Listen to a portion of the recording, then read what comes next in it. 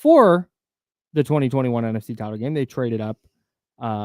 They traded 3 first-round picks to move up to draft Trey Lance. Mm-hmm. And it made sense. Okay, they have this really good team. Jimmy Garoppolo can't quite get them over the hump. Trey Lance, on paper, tall, fast, big arm. He's the guy who can get them over the hump, get them to that next level. That was an unmitigated disaster that should have gotten them fired. If Brock Purdy does not become the first Mr. Irrelevant to ever throw a pass in the NFL and then be pretty good at the position, the John Lynch and Kyle Shanahan are probably fired because the Trey Lance era crashed and burned. So, probably. They fall backwards into Brock Purdy, take him last in the 2022 draft. They rock with him after Jimmy Garoppolo's injury in 22. He's the guy in 22. They go to the NFC title game. He gets hurt, but they come back the next year. They go to the Super Bowl, comes back in 2024. Has a little bit of a down year. They say, it doesn't matter. He's our franchise guy. Okay, cool. This is now your third quarterback that has gotten a major investment from the team, whether with draft capital or with a contract. This is your third opportunity with a quarterback. So few coach and GM duos get that opportunity. And this is not to say that if they don't win a Super Bowl with Brock Purdy, or if things get a little sideways and maybe they go 500 or maybe they go 10-7 and they're a first round exit in a couple of years, and it just looks like, you know what, Brock Purdy's kind of capped out. And if the team's not perfect around them, then they're not going to win a lot. That's not to say that's an unmitigated freaking disaster, but at some point, Jed York is going to look at the head coach and GM and go, all right, we've kind of maxed out where we're going here. And I'm not going to give them a fourth opportunity to try, and because then you got to draft a quarterback or you got to go find one in free agency. You got to pay one, which is probably not happening. It's pretty rare that goes on. So you got to draft somebody and then they got to be good. Now you're looking at another 3 or 4 years of potentially not getting where you want to go. At some point, Jed York's going to run out of patience. And I think that Kyle Shanahan and John Lynch are now tied to Brock Purdy. Their fate with the 49ers is going to be dependent entirely on whether Brock Purdy gets another contract with the team and they're competing for Super Bowls, or, hey, you know what? Brock Purdy's probably going to be gone after 3 years of this extension, and Kyle Shanahan and John Lynch are going with him. Okay, so I don't disagree with you, but what I do feel like that we've set up is the 49ers we're walking into this year thinking, okay, this could be a 500 team. Like, I don't want to say at best, but probably at best. This year? Yeah, like there's a possibility that they're a little over 500, like they're a 9-8 team or they're a 10-7 team, but they certainly don't feel like the team that was 12-5 or 13-4 the 2 years before. I agree. Like the six wins, I don't think was a great representation because of McCaffrey's injury and because of Ayuk's injury and just the way, the Ward situation, the Ricky Pearsall situation. Like this was a bad season. A lot overall. of tumult. Yeah. Yeah. Like really a tough season. I just don't know that they have they have got to ace this draft process that they just went through. Like they have got to come out of this draft with so much surrounding talent that it's just still tough for me to see them taking this gigantic. I think they've hit a reset button financially. They've locked up some key players long term, but I also feel like they're a season away from getting back to potentially, being a contender. And so how much I think it's probably right. Yeah. So how much of a leash do you think Shanahan and Lynch have? Because we're walking into a season where it's okay, look, there's not much tread left on Trent Williams' tires. You can say the same thing about McCaffrey. Let's be honest. In NFL running backs, relative to his career. NFL running backs tend to run out of gas around this time, and so you're starting to look around. How much does Kittle and Warner have? They've extended them, but how much money are you going to owe them long term? It just feels like they need something big to happen right now in order for them to be jump back into that conversation. Yeah. And this isn't typically the time when that happens. And so I'm intrigued to see what is it 1 year and then, hey, we need you to ramp back up? This thing needs to be a contender. And so next offseason is where we start seeing some free agent signings or some bigger spends. But yeah, it's kind of a weird situation. This is the I don't want to say a free year, but I think this is from the Kyle Shanahan, John Lynch perspective. I think this is basically a free year for them. It can't be. Yeah, it can't be 4 and 13. Yeah. Yeah. But if they go 8-9, which with their schedule they shouldn't. But let's just say they do. Let's say there's some injury stuff, and there's just they go 8-9. That's where I think the seat really starts to get hot. Yeah. That's where I don't think it's even on right now.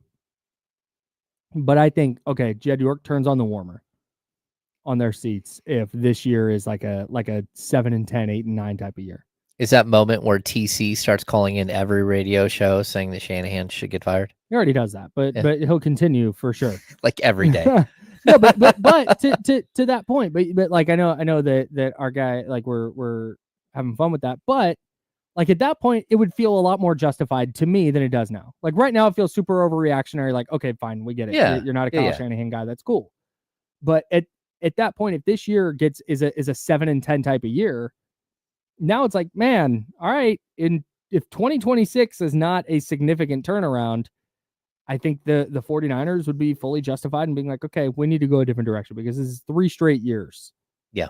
And again, we're talking now into 2026. This is 3 straight years of sub 500 football. It doesn't seem to be going the right direction. Now, Bryce, where are we at? Our guy Bryce in the YouTube chat said, "Are you sure?" Because last time they were hitched to Lance and they pivoted quickly. Yeah, if they fall backwards into an awesome quarterback, then sure, that changes the calculus a little bit. But I'm banking on them not doing that again.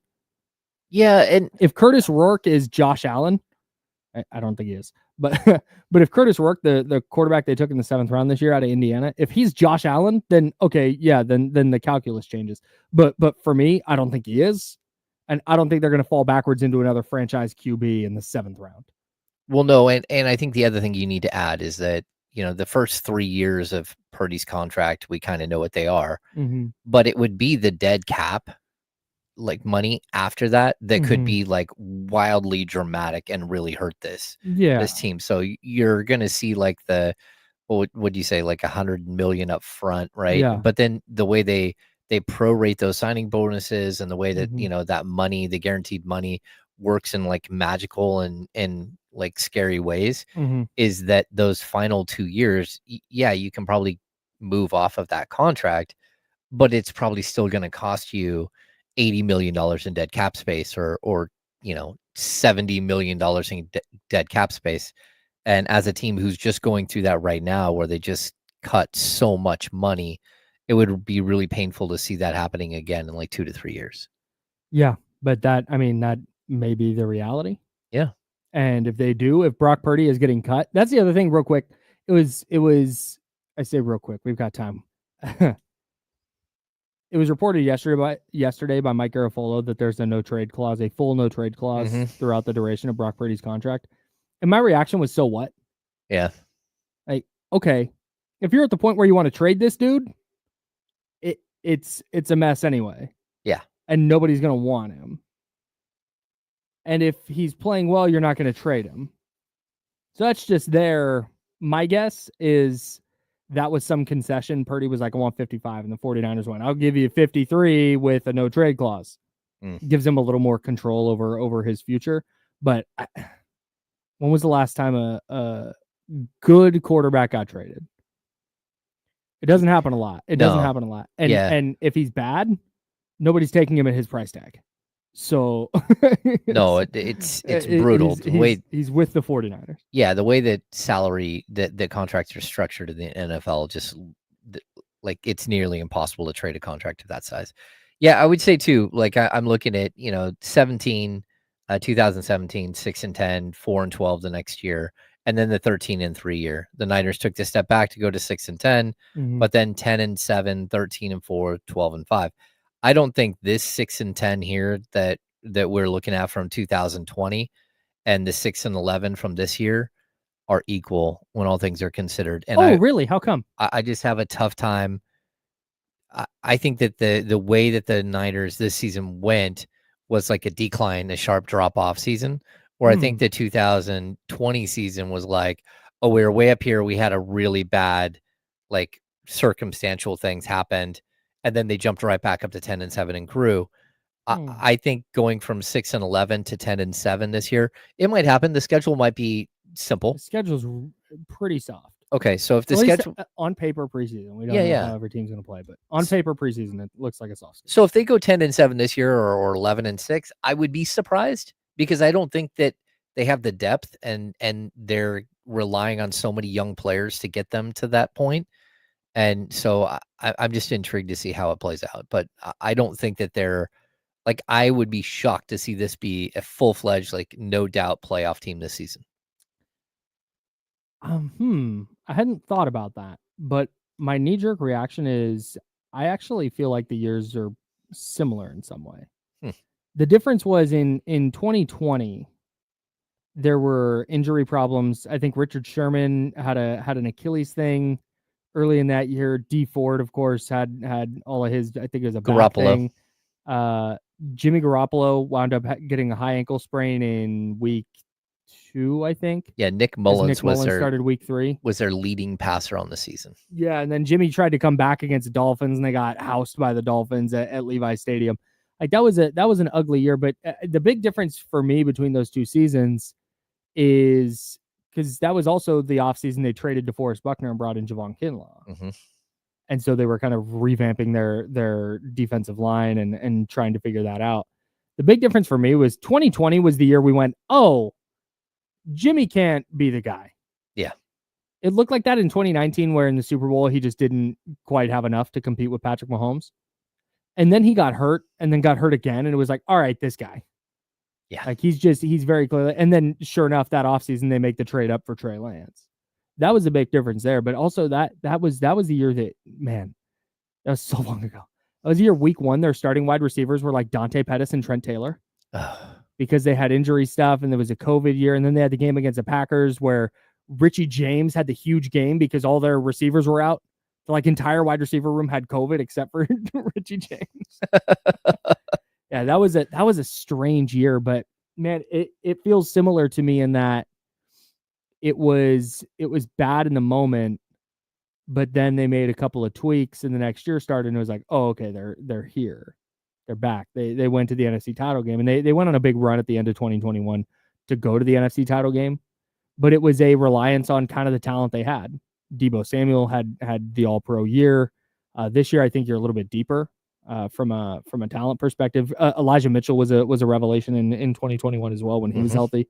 So I think what it comes down to, though, is you mentioned the draft class earlier. Like, that's it. That's what it's gonna.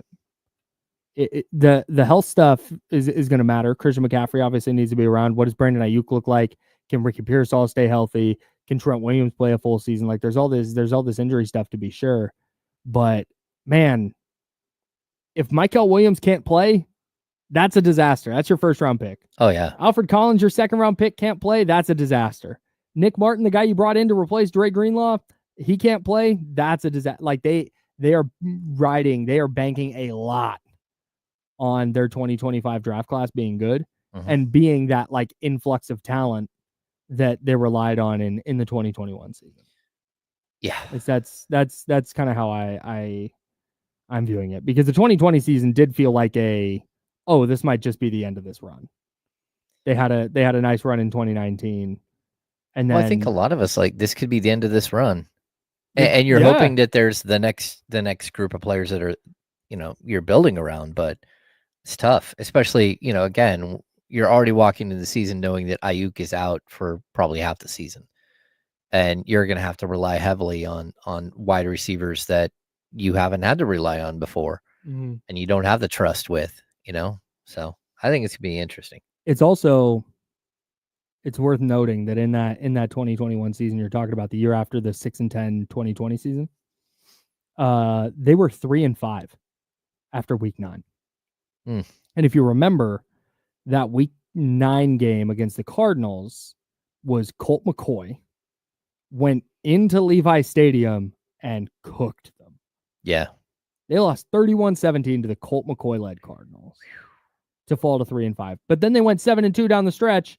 They beat the Rams in overtime to punch their ticket to the postseason in Week 18, and then they win a couple of playoff games and they lose to the Rams in the conference title game. That's, I think, a little bit the type of year they're banking on here. Maybe not starting 3-5, but hey, it might be a little rocky out of the gate because you're getting so many young guys acclimated to the league. But can you put the pieces together? Do you have enough veteran talent, and can you put the pieces together with your young players developing that by week 10, 11, 12, you've, again, maybe not going 3-5, but even if you're 5-3 after 8 weeks, it's like, man, you know what? Lost some games you shouldn't have lost in there. But after that, you go 5-2 down the stretch. Yeah. And or I guess that wouldn't be right. 5-3, 7-2 down the stretch. Like, oh man, look, all of a sudden it's a 12-win team. Yeah. I think they're hoping to follow a similar path. I'd also like to see them like be aggressive this season. And if there are players that can help you during the season, go get them. Mm-hmm. You know, they have plenty. They have like $42 million in cap space right now. Well, that and the Purdy contract, by the way, just real quick to clear this up, the Purdy deal isn't going to affect that cap space at all this year. No. Keep going. Sorry. Well, no, if you've got a extra 6th-round pick or 5th-round pick, and there's a starting level guard or a starting level tackle, go get them. Go get them during this season. Go get them right now if you can. But you know, even the wide receiver position, if there's somebody out there that's just a stud, and you know, like go get them. There's no reason to wait because this team has holes still. I mean, we can see them. A lot. Yeah, no doubt. Going to be a strange year for the 49ers for sure. Their variance is very, very high. They might just be 6-11 again. They might be 13-4. That's wild. It's going to be super dependent on a bunch of guys we've never seen play a snap in the NFL. Good way to live. Anyways, that's James Ham. I'm Kyle Madsen. Joe Brazil's over there. We'll do some NBA postseason, NBA conference finals predictions. Did the NBA? I don't want to say did the NBA. Did the right teams get into the conference finals? Because to me, it feels like the